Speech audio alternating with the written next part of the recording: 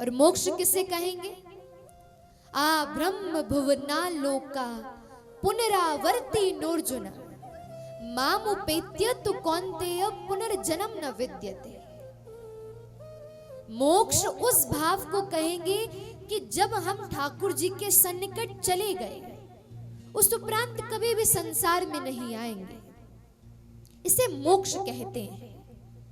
तो कहीं ना कहीं हम भगवान के पास जाते भी हैं, फिर पुनः संसार में आ जाते हैं। तो इसका क्या तात्पर्य है कि हम मोक्ष की प्राप्ति कहीं ना कहीं नहीं कर पा रहे।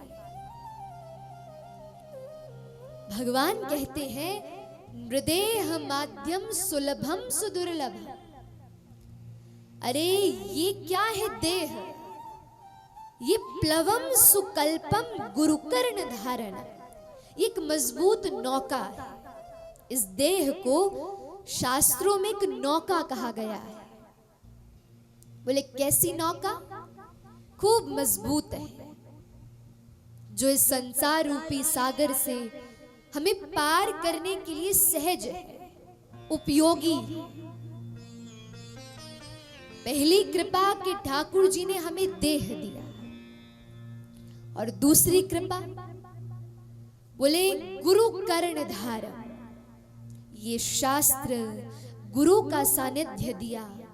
ये दूसरी कृपा कि जो हमें भगवान के प्रति अवगत करवाते हैं, भगवान के प्रति ज्ञान करवाते हैं। ये भगवान की दूसरी कृपा है। और तीसरी कृपा बोले प्रतिकूल अनुकूल परिस्थिति, जिस कारण से हम भजन करते हैं।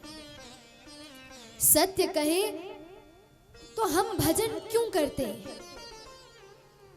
बोले इसीलिए करते हैं कि कहीं ना कहीं जीवन में प्रतिकूल परिस्थिति आती है। यदि जीवन सुखमय व्यतीत हो तो हम भगवान का स्मरण करेंगे? कदापि नहीं करेंगे। लेकिन जब कभी जीवन में विपरीत परिस्थिति आ जाए, सोई विचार करना कि भगवान ने अपनी स्मृति करवाने के लिए ये विपरीत परिस्थिति हमें प्रदान करी। कहते हैं ना, sometimes God does not change your situations because He wants to change you. कई बार ऐसी परिस्थिति होती है कि भगवान परिस्थिति ऐसे ही रहने देते हैं कि चलते रहो, दुख है जीवन में तो काटते रहो। क्यों? क्योंकि तुम्हारे चित्त को पवित्र करना चाहते हैं, तुम्हारे स्वभाव को सहज करना चाहते हैं। इसलिए ये संसार के सब सद्गुण हम सबके पास प्राप्त है।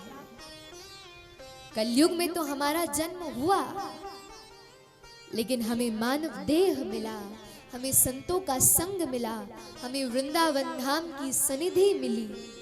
ये सब मिला, भागवत जी की शरण मिली।